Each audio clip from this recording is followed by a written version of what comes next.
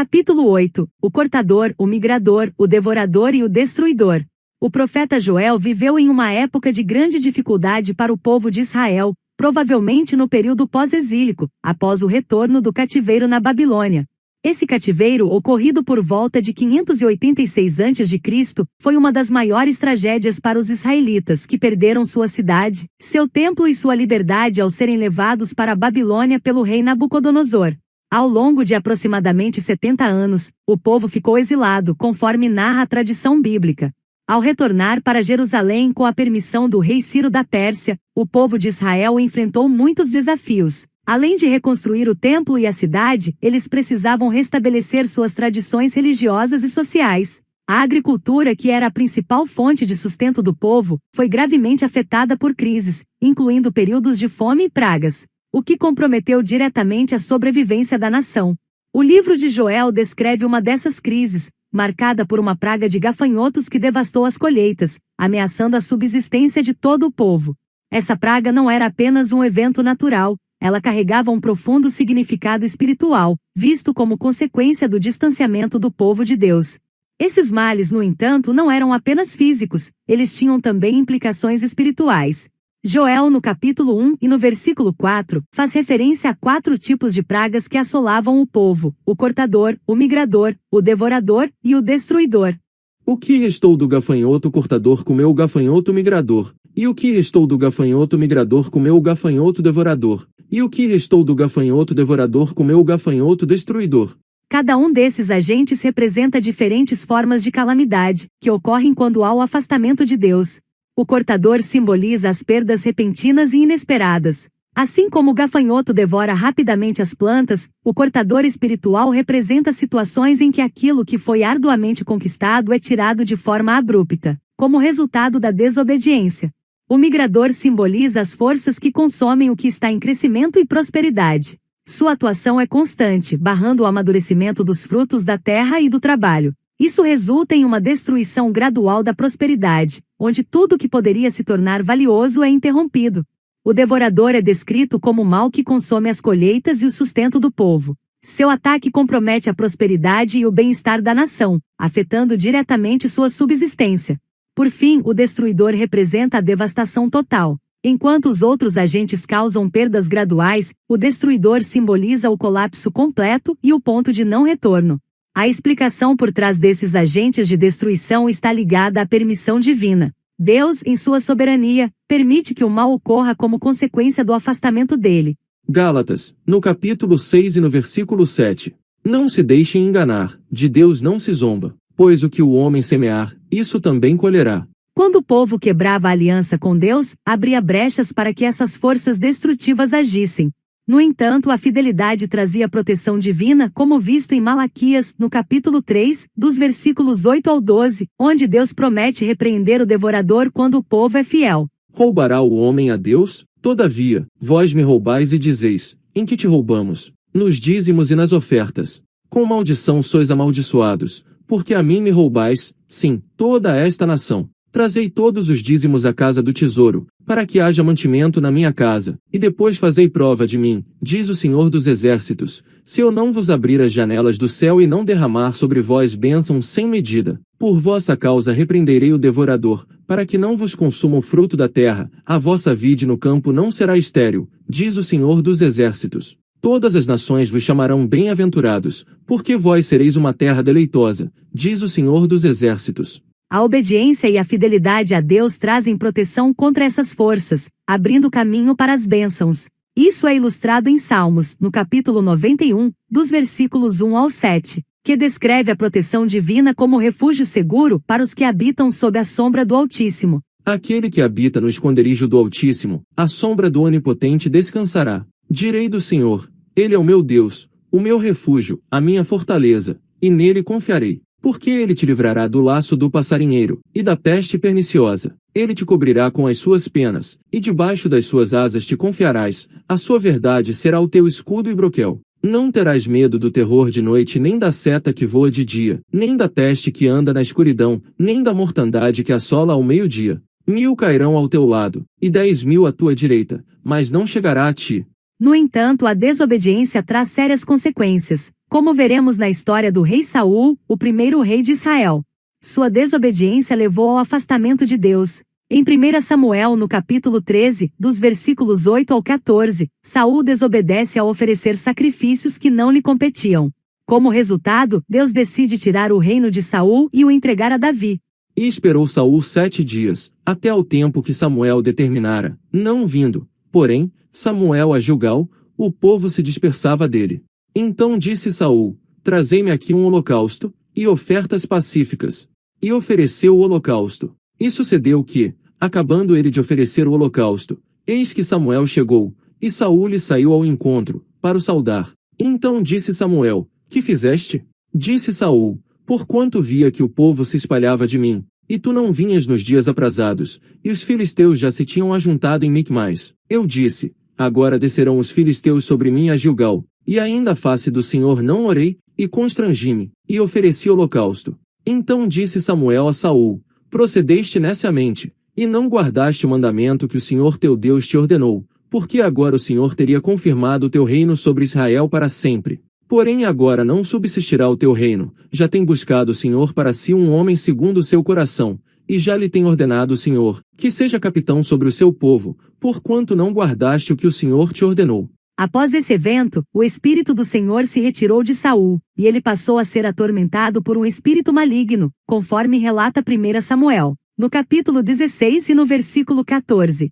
E o Espírito do Senhor se retirou de Saul, e atormentava um espírito mau da parte do Senhor. No Antigo Testamento, antes do sacrifício de Jesus, o Espírito Santo não habitava permanentemente nas pessoas como acontece hoje. Naquela época, ele era concedido apenas a figuras específicas, como reis, profetas e sacerdotes, para capacitá-los em missões especiais ou na liderança do povo de Deus.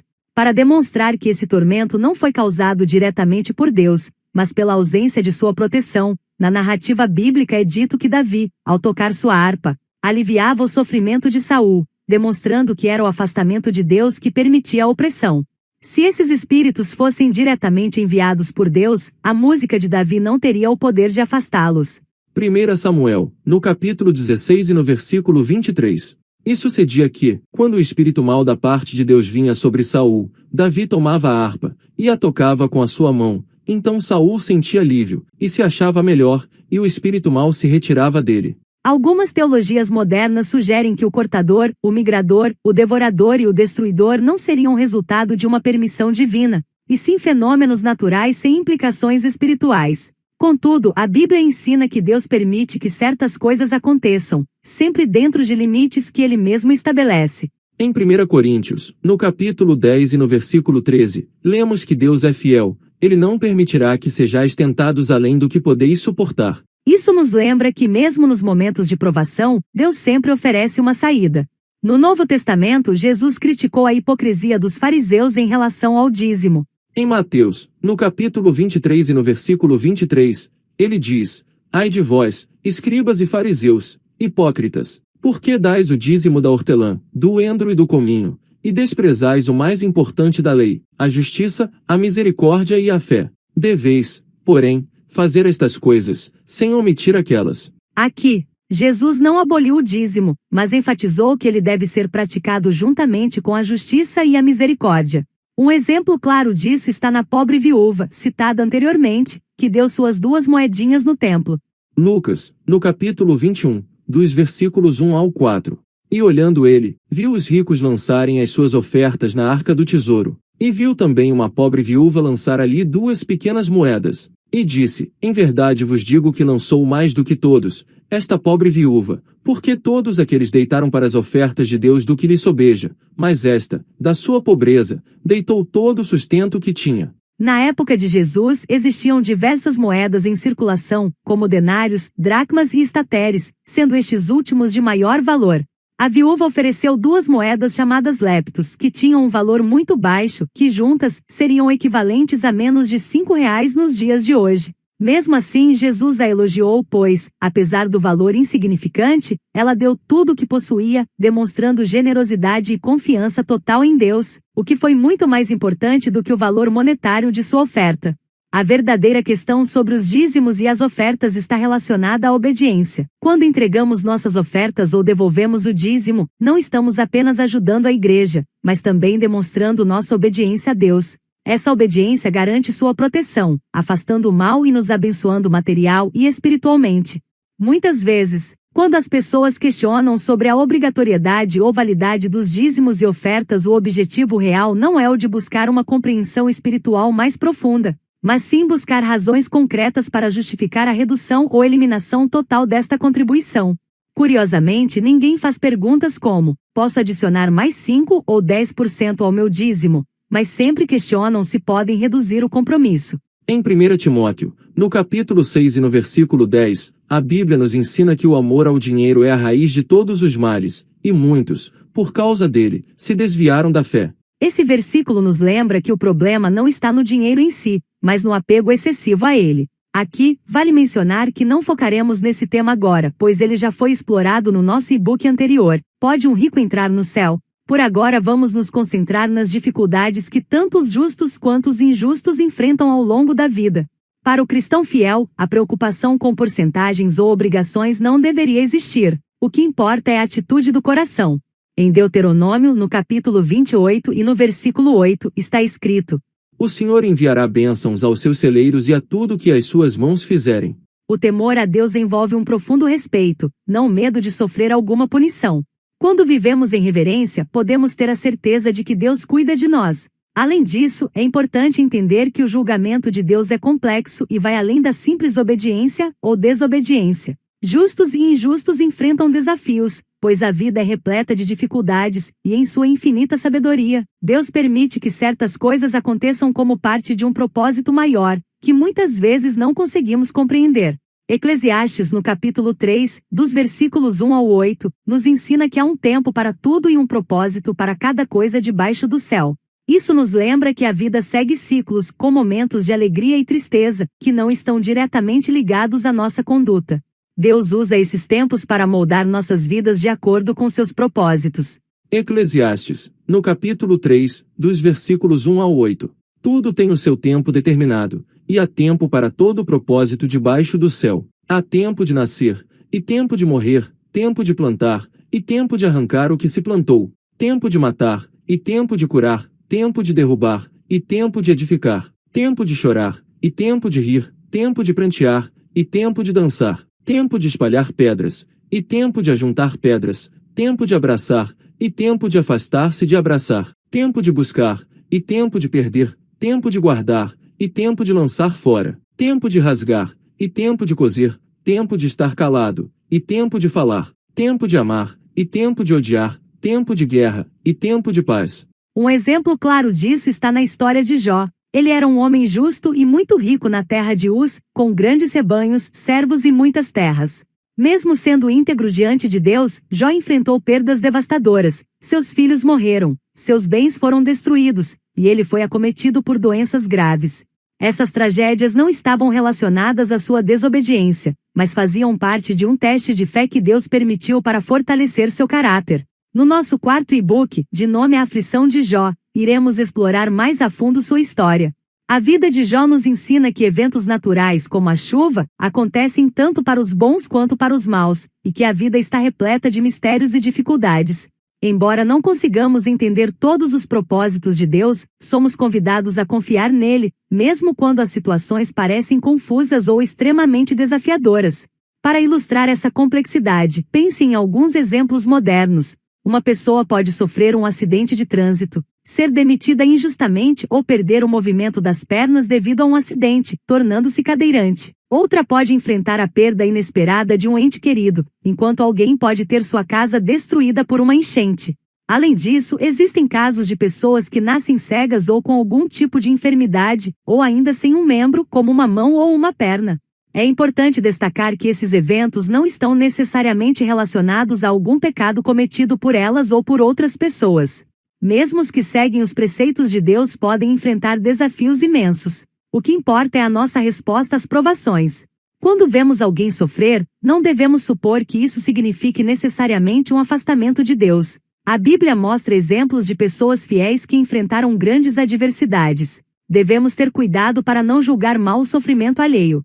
A Bíblia nos ensina em 1 Coríntios, no capítulo 10 e no versículo 13, que Deus é fiel e não permitirá que vocês sejam tentados além do que podem suportar. Isso nos lembra que as provações fazem parte da vida, mas Deus está ao nosso lado em cada uma delas, garantindo que nunca enfrentaremos algo que não possamos suportar com a sua ajuda. Em Tiago, no capítulo 1, dos versículos 2 ao 4, somos encorajados a ter grande alegria quando passamos por várias provações, pois sabemos que a prova da nossa fé produz perseverança. Isso significa que, embora enfrentemos dificuldades, Deus está trabalhando em nós para fortalecer nossa fé.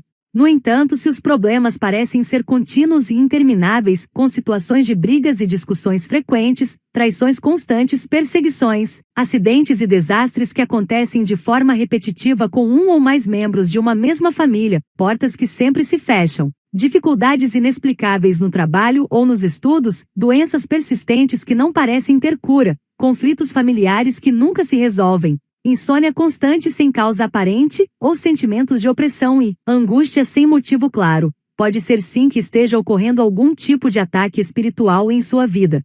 Nessas situações, é fundamental buscar a Deus em oração. Clame por discernimento e sabedoria para entender o que está acontecendo. A oração é um poderoso recurso que nos conecta com Deus e nos ajuda a encontrar paz e clareza. Tiago, no capítulo 1 e no versículo 5. Se algum de vocês tem falta de sabedoria, peça a Deus, que a todos dá liberalmente, de boa vontade, e lhe será concedida. Além da oração, procure apoio de familiares e irmãos de confiança na igreja. Compartilhar suas lutas com pessoas que podem orar ao seu lado e oferecer orientação espiritual é muito importante.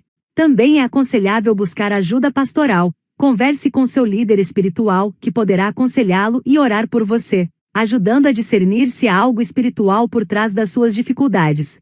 Lembre-se da passagem bíblica de Filipenses, no capítulo 4 e nos versículos 6 e 7, que diz: Não andem ansiosos por coisa alguma, mas em tudo, pela oração e súplica, com ações de graças, apresentem seus pedidos a Deus. E a paz de Deus, que excede todo o entendimento, guardará os corações e as mentes de vocês em Cristo Jesus. Essa passagem nos ensina que ao entregarmos nossas preocupações a Deus por meio da oração, podemos experimentar uma paz que vai além da nossa compreensão, guardando nossos corações e mentes. Não desista, pois Deus está com você em cada batalha.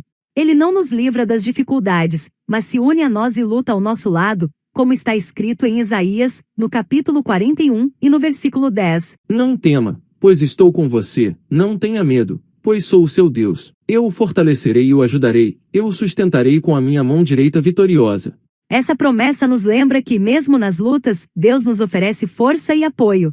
Ele pode trazer libertação e vitória à sua vida. Confie que Deus está trabalhando em seu favor, mesmo quando as situações parecem desafiadoras. Mantenha sua fé e saiba que você não está sozinho nessa jornada. Para finalizar este capítulo, é importante destacar que a entrega física dos dízimos e das ofertas é apenas a parte mais visível do nosso temor e respeito ao Senhor. O que Deus realmente deseja de nós é um coração dedicado e sincero. No próximo capítulo falaremos sobre um aspecto fundamental da vida cristã, o caráter. Afinal, nossa fidelidade a Deus deve se refletir em todas as áreas de nossas vidas, e não apenas nas nossas contribuições financeiras.